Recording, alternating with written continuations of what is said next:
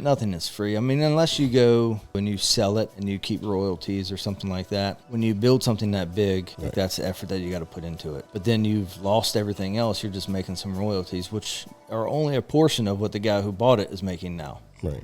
You know, I think that it's definitely not as easy as what it sounds, what it seems. I don't think it's crazy. Like, You think it's doable? oh, 100%. Sometimes it's about more than manifesting. You got to do the work. What is the best thing that has happened to you in your business in the last 6 months?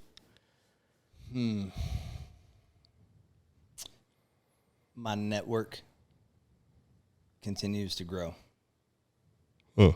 Have you always been a popular guy? No, I've always been a huge dork nerd. Really? Yeah. Growing up, I was really nerdy. Was into horses, and doing like roping and, you know, some stuff with that. Nobody else really did it in my school. So I was like that guy. So you grew up rich? No. Well, how were you around horses, right? Horses aren't cheap. Oh, I didn't buy them. My dad did. But we weren't hurting, right? But we were we really weren't hurting, but it was because my dad woke up at 4:30 in the morning, and he was gone, you know, by 5 or 5:30. Wow. And he didn't come home until 5 or 5:30. Really? Every day. Every day? Every day. Well, I mean, Monday through Friday. Right. And that was, you know, that was my first probably 20 years. What? So did you take on that type of hard work mentality from your dad? Did he push that on you guys? No, he didn't push it. But I think he taught me values of work. And he taught me values of like, appreciate your work, but that there are things that have to come before me. So I had a couple jobs where I was the youngest of 3 kids, and my job was to take out the trash and water the horses, water the animals. And if I didn't take out the trash, I found out about it. And then if I didn't water the animals, I had to water them in the morning and water them after school. Right. And then I think at night.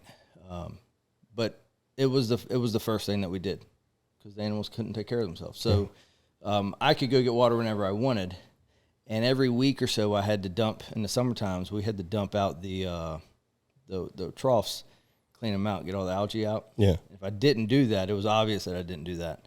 And it was obvious that my dad didn't like me not doing that when I had to drink the algae water once. But, you know, it was like, it was taught to me, like, those things can't take care of themselves. Right. They rely on you. You can go and get whatever you want, but you need to take care of them. Huh. And that's the first thing. So, and it was every morning we had to go out and break ice in the wintertime. And then in the evenings we had to go do it again, take care of all them. So, like, growing up, not, you know, we didn't have PlayStation back then, obviously, but not doing what I wanted to do until things had to get done. Yeah.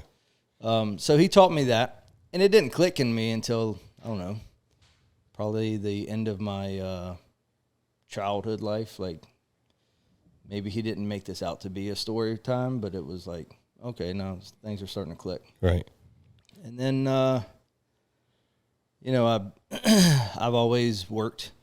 When I was like 15 or 16, I had 3 jobs. No, just lied. I think when I was 17, I think I had 3 jobs in high school. So you became Jamaican. Yeah, kind of hustling. It was, 2 grocery stores, and then I worked at a cabinet company for a while. Why so many jobs? So they would only give you a certain amount of hours, which to me, that was only a certain amount of dollars. Right. So then if I only worked Monday, Wednesday, Friday over here at this grocery store, I could do Tuesday and Thursday, Saturday at this grocery store. Or, you know, whatever days. So they offset each other. So I could do what I wanted to do. So that level of responsibility before you could go and do what you wanted to do you think that drove you to the career path that you're in now? Which career? The fire department? Or Yes. No. Nope. I don't know where the fire department came from. I have an uncle that was a fireman. And like I always remember seeing him and being at awe with, his job. And we had a neighbor a couple houses down when I was growing up that was a fireman. And, he was volunteer. My uncle was paid. And the volunteer guy, he would run down the road that we lived on, dirt road, and he'd go like 50 miles an hour, and he'd lose his hubcaps. But I'd see this little light on top of his car, and I'm like, that's gnarly. So, it's before social media. All I saw in the fire department world was this guy running down the road. And ever since then, probably 4 or 5 years old, I wanted to be a fireman. And, that for some reason was stuck in my head that that's what I was going to do. And I joined the fire department at 14 as a volunteer, obviously. And, I just soaked it up. I ended up pretty much living there every summer between school. Yeah. I would do training. I would wash the hell out of a fire truck. Like anything that they needed to do, I would do. Right.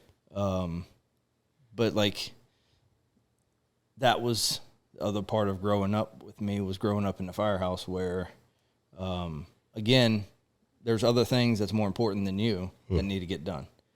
And,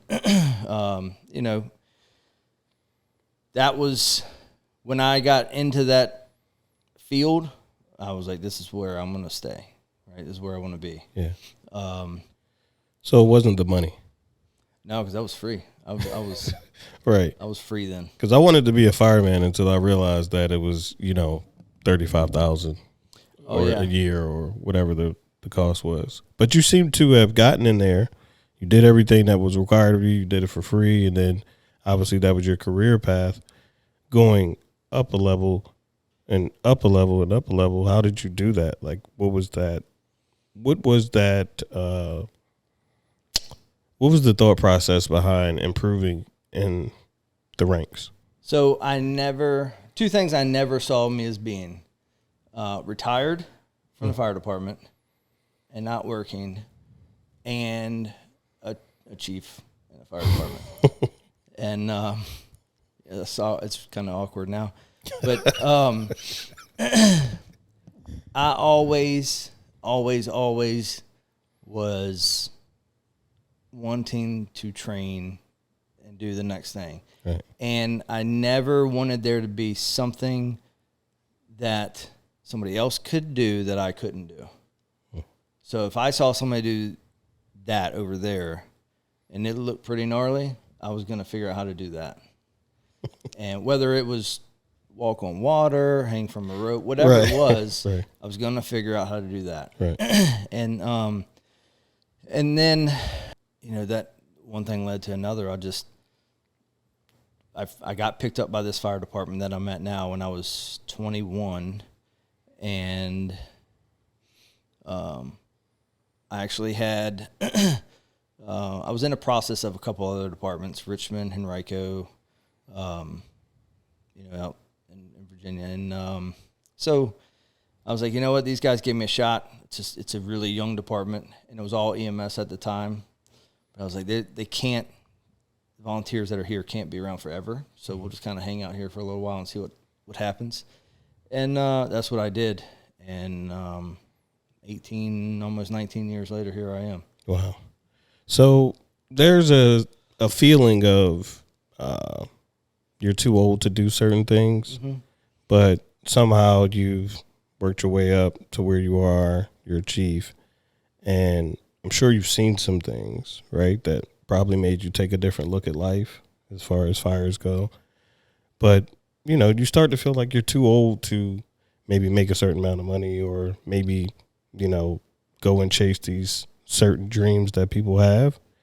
But you seem to be a young, vibrant guy when it comes to chasing your dreams. Have you just always been like that as far as things outside of work. Like, okay, I can work all of these hours here because the shifts are crazy, right? For firemen, right? Like you're 3 days on and 4 days off or something. Yeah, I mean, we work out of 5 days. We'll work 3 of those days, Right. and then the 2 in between days were off. But really, the 2 in between days were kind of like recovery days from the first day, Right.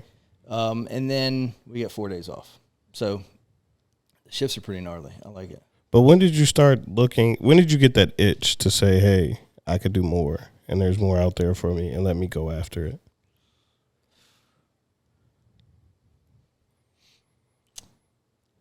I don't know if I can say like this is when. I feel like When did you feel like you were broke? when I was broke. No, I'm just because I feel like that's When I woke up this morning. Duh. 'Cause I didn't wake up on an island or on a ship. Right. Right. So I've always felt like I wanted to do what somebody else could do. Like I didn't want there to be anything that somebody else couldn't do. Right. But in the last few years, I've really learned to leverage what others can do because it saves my time to do what I'm good at doing. Right. Instead of me being like a jack of all trades and really a master of none, I can be a master of my trade, and then I can use you to be a master of your trade. Right. And use that person to be a master of their trade. And then with all of that together, there's really nothing that we can't do then. So when I was a lieutenant on an engine, it was like the biggest, most important thing to me was who is riding with me, Right. and how can I make my team be ready for anything we can do. And I feel like we did really good at that. And you know the term, the squeaky wheel gets the grease? Yeah. Man, I squeaked the hell out of stuff. Like, I was always that guy to my chiefs to be like, I don't like this guy working with me because he isn't good at this. Right. I'm not good at that, so I need somebody who's good at that. Okay. And so they allowed me, they got annoyed enough by me to just listen to what I'm asking for. And they always, all right, whatever you want, whatever, Right. just do it. Right. And so I always had guys on my company that really, like, there was not anything that we couldn't do. We did some really stupid stuff. Some, like, as a chief looking back now, I'm like, golly, I hope that doesn't get out. But we did some pretty gnarly stuff too. Right. And it was mostly, those guys are just doing what they're doing, right? And I'm just kind of sitting back watching them do it. And that's really, like, I learned over the last couple of years, handful of years, probably 8 or 9 years, that I really can't be the one that has to do everything. So when I would see that guy doing something that was really gnarly, then I learned to say, let's let that guy do really gnarly, but let's figure out how to get him on our team. Right. Like on our company or on our shift or whatever it is. And then now he's doing his really gnarly stuff with us instead of me learning everything. Okay. There's a very finite, in my life, in my head, there's a very finite amount of stuff that I can put in this and I can do every day. But if I can just leverage what everybody else has, then I can do anything I want.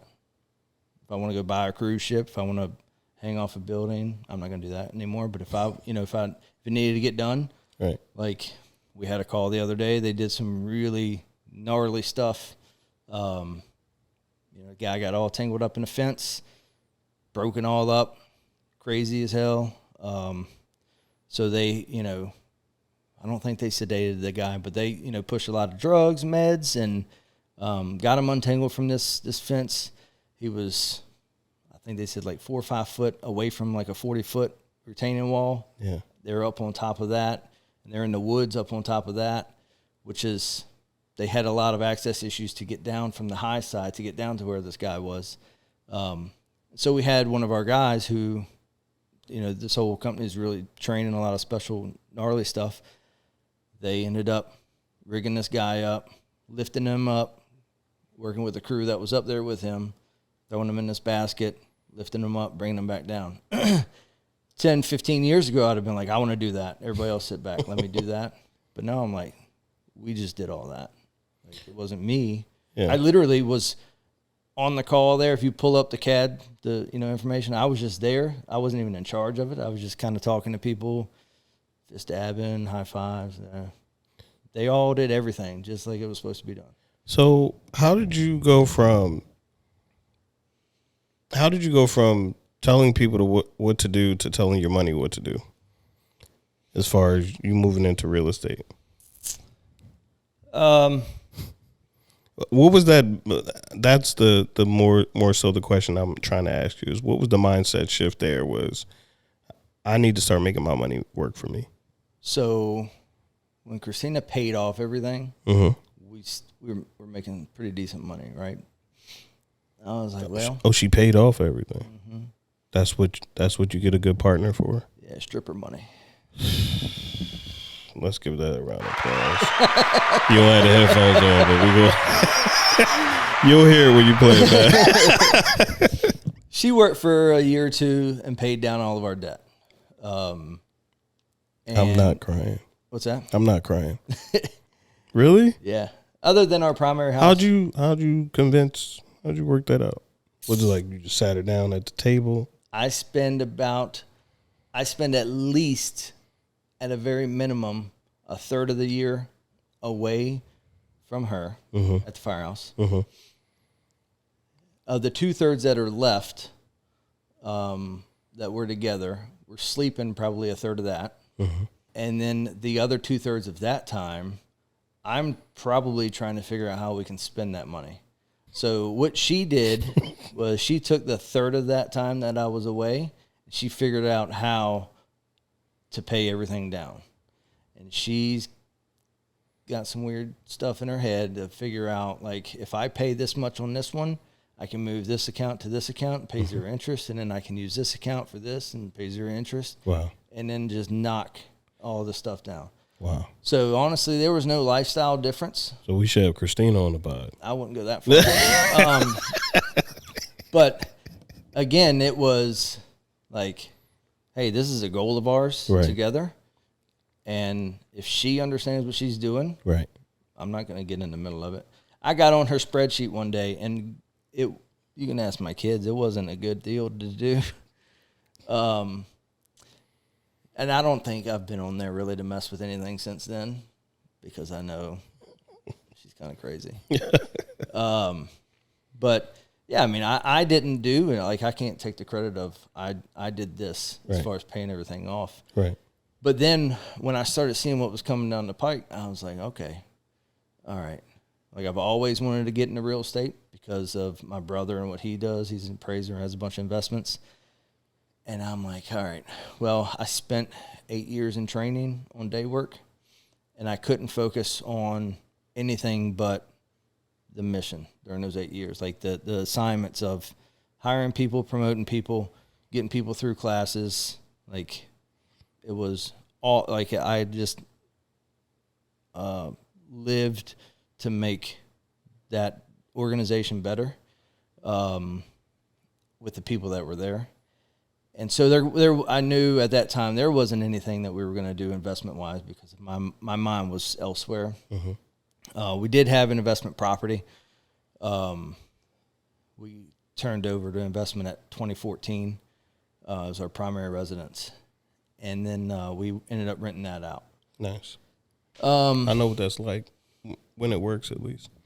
It has worked really well, actually. But, we go through those 8 years, and she's, actually just in the last couple of years, she starts nailing the debt away. And we bought a bunch of dumb stuff. I bought new cars, campers. I don't think we ever bought a boat. We used to have jet ski, like just a bunch of crap we didn't need. Yeah. And she got us out of that hole. You need jet skis.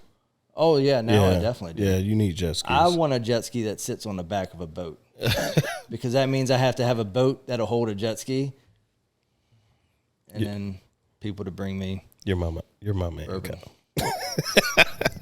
So, So the saying that behind every man is a great woman is really true. That's how you got into this, right? Behind every man, there's a woman. Yeah, no, 100%, Cracking a whip. 100%. Crazy as hell, but yeah, 100%. Okay. So during that time that she was paying down the debt, what were you doing as far as your due diligence to be ready when the debt was gone? Nothing. You just ready to go. I was just working there, just bringing in, money for her to ship out, and I was like, just stop paying bills. We have plenty of money. So then one day you just go and buy your first additional investment property.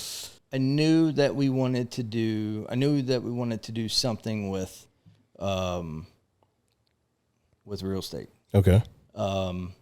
I got out of the training division, got back on shift work where I'm only working, a handful of days a month. And I was like, all right, I got all this time. I spent about a year, really like reading a lot of books, watching a bunch of podcasts, videos, YouTube videos, and talking to some people that I trusted about investing. Okay. And then that during that year, I was really focused also on this new shift I had just taken over and getting them to where to meet the expectations that were given to me from my boss. So there wasn't a whole lot of changes. There were some things that my boss didn't like. We were coming out of COVID. Yeah, it was 2020. Okay. So it was a really weird thing there. But then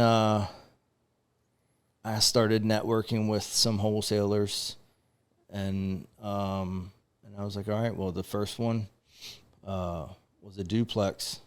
The first offer I made, I think, was a duplex. Why did you choose that?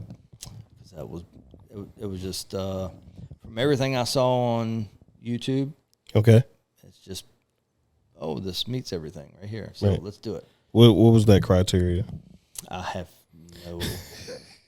We didn't even get it. That was the thing. We were going through everything, got the offer, everything was accepted. But it was a single family house that they had converted into a duplex, and a single family house neighborhood that they would not allow duplexes. Okay. And so we ended up, the wholesaler company ended up canceling the contract because they weren't going to be able to fulfill the deal. So, how many books do you think you read over that year, and podcasts you listened to, and were there any particular podcasts that you said this is the one that's going to help me figure out how to get the best deals possible? how many books? Roughly. I don't know. Maybe. Were they all on real estate or were they on mindset? How about that? Mindset. I haven't always been a reader, but for the last 15 or so years, I've really gotten a lot from reading. And I really gravitate and am interested in the military leadership and how they do their leadership. Like Tom Clancy type of books or Jocko Willink? No, like Jocko Willink, David Goggins. His is huge mindset, but Jocko's is that whole package that he's got is all leadership. And so we worked where I work. We're right outside of one of the big military bases, and it's Quantico, and they do OCS school there, Officer Candidate School. So every officer that comes through the Marines that is a officer in the Marines goes through that school in Quantico. Wow. So, and they teach leadership and they pound it into you. So we had some resources right there that we were able to, while I was in training, integrate into our training programs. And we hired some of those guys as firemen, and they came in with such a breath of fresh air and was like, hey, this is leadership 101 for us. You guys are doing it all wrong. And so that really helped out. And then that steered me into the Jocko area, okay. The tactical leadership and stuff like that. But I've got a handful of these books right here, like Tim Ferriss's book, all of Robert Kiyosaki. Kay's book, books. So, and I would say the one that really probably was a tipping point for me was Rich Dad Poor Dad. Yeah. Learning that the value of money, and in my head. Do you still value money the same, or No, or no, do I don't. I honestly, what I was just getting ready to say was in my head, I don't even look at money as the same way I looked at it 15 years ago. Because 15 years ago, I was like, I'd be lying to you if I said we need to save every penny we make. That was definitely not me. But we were under like, hey, don't spend any money, don't waste any money. We need to save it. Right. Put it in savings. And now I'm like, don't put it in savings. That money's not working. Yeah. Right. So now, to me, money is absolutely no different than a hammer and a nail. It's just a tool. Right. And as soon as you can figure out that money is not as important as what was pounded in your head growing up, then you learn that you can do money. You can do stuff with money. Right. And it's not about buying that plant. It's about, hey, look, if I give you $100,000 to go do a project of your own, I'm going to make $10,000 on that. Right. And by the way, that $100 that I'm going to give you, I'm going to borrow from somebody else. And I'm going to pay them $6,000 on it. Now I'm making $4,000 sitting on my fat ass. How'd you figure that out? Right. Cause you talk about your leadership skills and how they were naturally cultivated after a while, being a fire chief, being in leadership, and noticing that other people could be specialists in these different areas. And you could just say, well, we'll bring this guy on. So how did you get to the networking portion of real estate to where you can go and talk to this guy who got some money and make a deal with this guy who can work some leads for you? And now you just brokered the deal, so you get a piece of the pie. How did I get there, man? I don't know. To be honest with you, I think things just fell in place. My brother has been the biggest supporter of my investing career. Okay. He has always been like, hey, come to this meeting. Him and his wife, hey, come to this meeting. Or, hey, we want to introduce you to these people here. We want to introduce you to them. And by introducing to those people and then me just kind of piecing some things together and figuring out what's working and what's not working, it just works, right? It's just, right. I don't think I read a book. I don't think I can put my finger on a book or point at one particular instance. I think it's just a lot of everything's kind of come together, and now it's just like a light bulb has clicked. Yeah. Were you ever scared? Have you met Christina? I mean, outside of your house. Yeah. I am scared.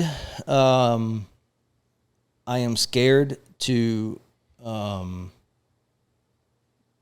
let down somebody who lends me money. Because if they have enough confidence and trust in me, right, it has nothing to do with money. It's got everything to do with me. And if I let them down, then I have let them down on a personal level. I don't have people that call and say, hey, I'm Joe Bob, nice to meet you. I'd like to lend you money. I have people that I know that are either from the fire department or just friends that we know that say, hey, I like what you're doing. I like what I see, and I want to talk to you and give you some money to invest with. And that's a relationship that is more valuable to me than it is any money that I could use or make off of their money, because they're giving me money and they're trusting me with their money that is from a retirement account that they've worked for 50 years, or they sold their house and now they've got a couple $100,000. Well, they paid for the last 15 years on that house. Like, the market helped them out, but they're going to trust me with that money. So the last thing I want to do is really lose somebody else's money, and it scares me to lose their confidence in me versus their money. You know, we're in a deal right now with a contractor where we've partnered, and we have a heavier percentage of the profit. Mm-hmm. But I've told him, like, hey, if something happens here, we find something in this deal in this house that we have to put extra money in, or Right. the backyard, which is horrible, and it costs a lot more money, then at the closing table, after everything is done, I'll make sure that you're right, because I've got a full-time job. Right. Christina has a full-time job. We make pretty decent money together. I'm not using the investment money to do anything other than buy more investments. So if I need to slow that down for one deal and make sure that this other guy profits and his business is good, then it's more important for me that happens than me walking away with 10 grand. Because at the end of the day, that 10 grand is not going to do me any good. Right. If I can't use this contractor anymore for the next 10 deals. And I think that's just part of your nature, right? You naturally, since you've been younger, been taking care of everyone else before you take care of yourself. So I think you have a natural inclination to just care for people outside of you before you take care of you. And I can see that in your business acumen. That's what I'm saying. But my question to you with that is, how much does it take to get invested with Kyle? Nothing. Nothing. I mean, Well, what number do you start at? That's what I'm saying. Like for potential people who want to work with you, since they may have listened to the pod and they say, "Oh, well, who's that guy? Like, what do I need to work with him so that we could both make some money? I got extra 40, 50,000, 100,000. Like, what does the number start at?" So there really isn't. Like, I've never thought about a money, like an amount. The way I think about it, if somebody says, "Hey, I've got X amount of dollars that I want to invest," I don't touch that. Like, it doesn't come to me. What I'll say is, okay, well, I have this deal over here. Okay. So let's look into this together and let's make sure it's good. And then if you want to invest in this deal, then we can partner on it. And then, if it's 50,000, then maybe we use that money for the rehab. Okay. And usually, if it's for the acquisition, then we just wire the money over to the title agency from their bank account to the title. So I don't touch any of that. Okay. And then we put them on, his first position, second position, depending on how the deal's structured on paper. And then, we just let the property appreciate, rehab it. Or if it's the rehab cost, then I'll say, all right, well, wire the money to this account here, after we go through and do all the formal JV paperwork or however we structure that deal, to make sure that if this deal falls sideways or if I get hit by a truck tomorrow, they still have their money in this asset so they can sell it. And get their money back. Do you actively seek out deals to present to potential investors? Yes. Like, are you doing that on a daily? Where do you post that information? I don't post it. I don't like asking for money, but the people that have came to me, I'll go to them and say, "Hey, here's the deal. Are you interested in it?" Okay. But I've never gone on. I think I did one time. Went on social media in one of the groups and said, "Hey, look, I got this deal. Does anybody want to partner on it?" And that was only because it was a really weird deal. But I've never really done like soliciting. When you solicit for certain types of deals with a certain amount of people, there are some laws that you got to abide by. Okay. For syndications, and I'm not on that level either. So, like Grant Cardone, I'm coming for his ass, but I'm not there yet. Right. People like numbers. Roughly, how much money have you facilitated into deals? Like, if 3.5. Oh no, I don't even know if it's $1 million. 6 point. Less than $1 million we've put in from other folks. We haven't. We're looking at 2 years now. I think we've really been heavy into investing. Yeah. So it's just it hasn't. We'll use hard money loans, but But then, we've used Christina's 401k, and we've used other people's 401ks. Yeah, I'm going to bleep that out.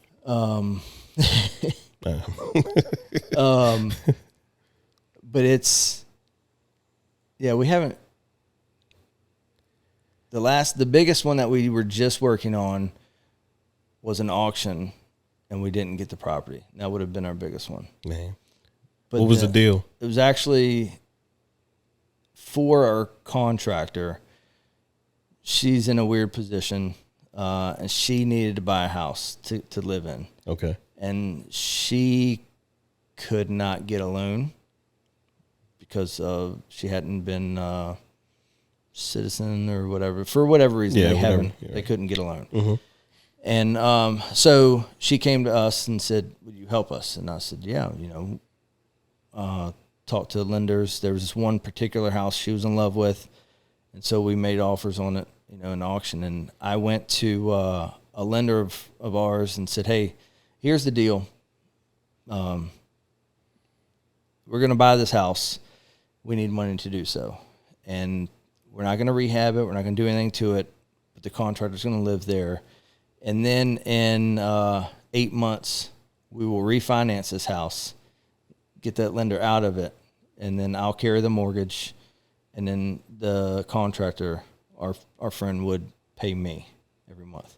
And instead of a rental, it was going to be set up as a sale. Okay. They would just pay a mortgage payment to me. Yeah. And I would make, I don't even know, maybe $100, $200 a month or something like that on her. But it's a couple cups of coffee. Yeah. And there was a significant down payment that they had to come up with, right, to make sure that they can afford everything. And so they had a lot of, skin in the game. Yeah. But my contractor was like, I normally don't, or not the contractor, the lender said, I normally don't do that kind of stuff, but he trusted me and he trusted us. And he was like, okay, and signed away, I think it was $225,000. We didn't get it because of house prices nowadays. Right. So, but how are you, speaking of that, how are you so comfortable just going and looking for deals when everything is disparaging to anybody who's looking to get a property? Anybody who's looking to get anything that makes money, essentially. It's hard. Wholesalers, there are a few wholesalers that I deal with that are regular, that I can trust their numbers. But I still do my due diligence on anything and everything. And how do you break down a deal? Do you use like a specific calculator? Is there something? Because, there's a bunch of things online to look at a deal for a house, right? Oh, my mortgage should be this, or this will work out this way, or I'll profit this. How do you look at a deal? So if I look at a house, if it's to flip, which I don't do a whole lot of flips, I try to buy them and keep them all. But if it is a flip, or either way, if it's a hold or not, the highest I will pay on that house is 70% of the market value, because the bank is only going to give me 80% of the market value to buy it. Right. So that 10% delta there will be used for maybe paint or closing costs or lender fees. But I start my number, if it's $100,000, I'm not going to pay any more than $70,000. Okay. And then I figure out how much repairs that it needs. So if it does need paint, doors, windows, floor, I deduct that from that $70,000. And then I make my offer that way. So, a guy the other day was like, "Oh, isn't it so risky?" Yeah, but so is driving down the road. And so, if you buy something at $70,000, you're already got, or at 70%, you've already got 30% of equity in it. Equity is really useless to people who know the game. But the banks will give you up to 80% loan to close or loan to value. And so there's a 10% delta there that you can pay your lender for their fees. And that's, again, if you just start at 70%. It's June. Towards the end of last year, I was like, I don't know what the market's going to do, so maybe we'll drop down to 60 to 65%. And then I was at work for 3 months this first quarter, and I was like focused in on fire department stuff. So I really didn't look at anything unless it was 50%. So, you know, I tried to stay at that 70% level to where we don't pay anything above 70%. We got an appraisal back last night while we were at dinner, and it came back at almost 100% value of what we were paying was basically what the appraisal is. Wow. So that's not a deal for us anymore. Now I could go back and push against some of the stuff that they used and get another appraisal. And I'm not sure how I'm going to do that, I'm not sure if I'm going to do that, because that property is cash flowing really well with a tenant that's been there for 7 years. And it meets the 1% rule. It's better than the 1% rule. So, you know, the cash flow is good, but the value of the property is not good. But at the end of the day, if the tenant is paying the mortgage, I don't care. But I'll still leave a lot of money in that deal for the next couple of years, and I won't get my down payment back. So what I guess you're out getting these deals, like you talked about Grant Cardone. Is that really the life? Is that a lifestyle thing that you're trying to achieve, or is that the end goal for you? The lifestyle that I want is, I don't ever see me not working or not doing something.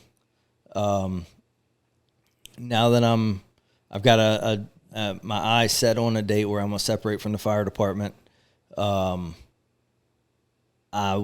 I'm separating from them because I can have my time. My most important thing to me is my time. Right. And being able to dictate what I want to do with my time instead of what somebody else wants me to do with my time.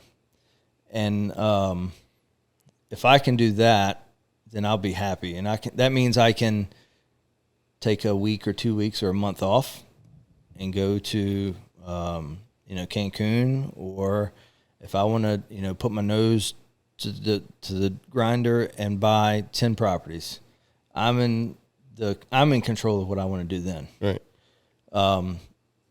So I don't think that I want a big thing like Grant Cardone or the bigger pockets guys. You sure? No, I'm not. I mean, because some days I'm like, I don't want that. I just want enough to keep my lifestyle up. Right. And some days I'm like, there's so much opportunity out there. Why would I not?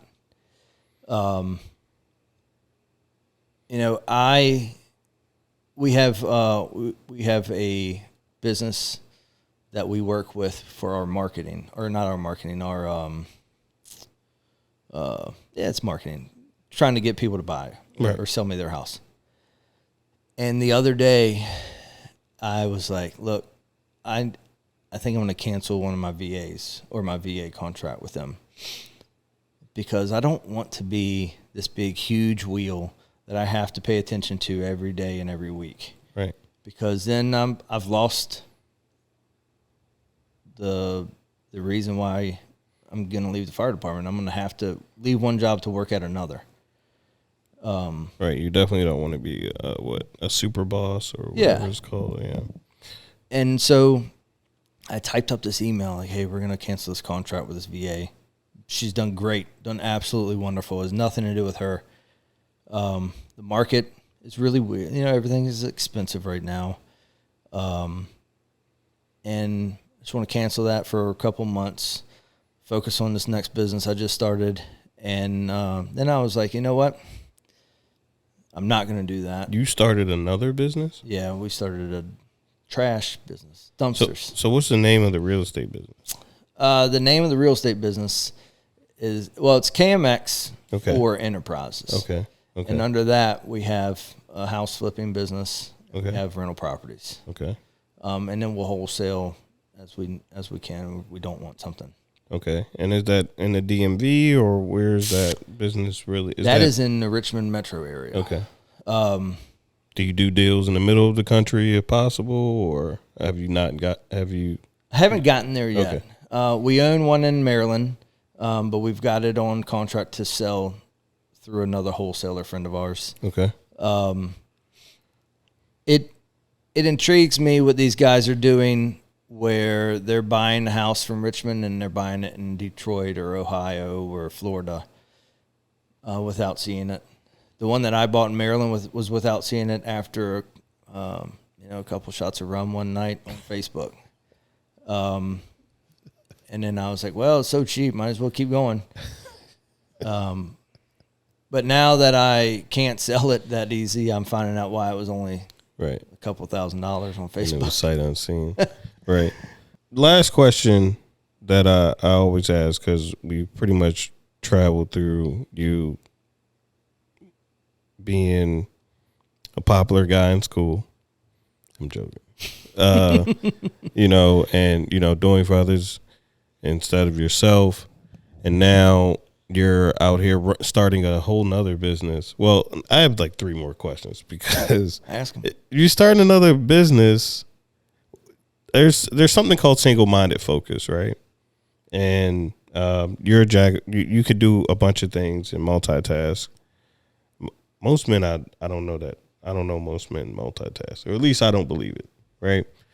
How are you, you're 2 years into your real estate business. How are you so comfortable just starting a whole nother business, right? Don't you want to build, obviously you're going to do these things long term, but you're talking about tying up your time, running the business. It takes a lot of time to get that thing going. Yeah. I will run a business. I will not let a business run me. So when I partnered with a guy on this dumpster business, I said, I am only going to set this business up and get it operating, and then I am going to turn it over to somebody who can operate it efficiently, and then I will just check in with it and manage it from like the 50,000 foot view, 100,000 foot view. I told him up front, I'm not going to be going to the dump every day. I'm not going to be dumping dumpsters or picking them up or dropping them off. But that I am doing all of the back end work, which is, it's labor intensive, right? Right. And I'm going to do all of that and get it all set up. But there are certain things that have to happen to get there. And then once we get there, I'm going to turn it over to somebody else and train them on how everything works. What that'll give me gives me my time back, and I'm going to start another one. The house flipping side of our businesses, I go there. We've got one that finished a couple of weeks ago and was on the market for maybe a week before it was rented. I went there a couple of times and checked on it. I went to the flip that we had. We sold early June, I think. I think I went to that property maybe 8 or 9 times. So while it's, you have to be involved in these things, going there and checking on something doesn't take that long. Right. Keeping the finances straight, that's pretty good. I'm not a finance person. Christina's good at that. But you know who else is good? Our bookkeeper. And that's what we pay her for. Right. So every month she sends us an email. I need all of the what were these costs for? And then what house do I tie them to? Christina does all that. And so while like these things they're labor intensive to get up and running, but I've got properties that I haven't even been to in the last 9 or 10 months. And I look at those as small businesses because we put in a lot of capital, we put in a lot of effort, get them up and running, and now they're paying their own bills and they're giving me money. Right. So I hired somebody to manage those. So while I'm at Cancun, I'm not getting phone calls that my toilet stopped up, right? They are getting those. Right. Now, cost me a little bit of money, but if you're going to be in the business to free up your time and to manage your time, that's not free. So same with this next business is I will work hard to get everything up and running, and I will go all in 100%, all in. And then when it's time to turn it over, I'm like 10% in. Do you think there are any misconceptions about starting a business and just putting it on autopilot? Like, do you believe that is purely as simple as you're making it seem? Oh, hell no. No. So there's a level of time invested into, although you may have the systems and, standard operating procedures, you may have those things in place. There's still a standard amount of time or a decent amount of time that goes into making that thing run. Yeah, nothing is free. I mean, unless you go and you sell it and you keep royalties or something like that. But when you build something that big, that's the effort that you got to put into it. But then you've lost everything else. You're just making some royalties, which are only a portion of what the guy who bought it is making now. Right. So, I think that it's definitely not as easy as what it sounds, what it seems. But I don't think it's crazy. Like, you think it's doable? Oh, 100%. I mean, you talked about buying more businesses. Is there anything else that's next for you? So my business partner stumbled up on a conversation the other day with somebody, and he said, "Hey, this business is probably going to fail here soon. We should go buy it." Nice. So I'm not going to give too much information on it, but I really want to wait and let them fail more and let us get a little more established with the business that we just started before we take over this other one. But hopefully timing works out. Yeah. So yeah, there's definitely one that is it's there. We're starting to do some due diligence on. Yeah, I mean, and if that one doesn't work out, I'll start something else and pass it off. Well, Kyle, where can people reach you if they have some money that they are looking to put into a property and potentially work with you? What's a good email for you? Kyle at KYLE@KMXHomebuyers.com. Okay. And I just want to thank you for coming on the show. I know you don't think your story is that provoking, but just to go through what you've been through and to be doing what you're doing at the level that you're doing it, I think is absolutely amazing. And I appreciate you for just taking the time out today. Thank you. Anytime. Make sure to like, comment, share, and most importantly, keep it uplifting. Take it up, listen.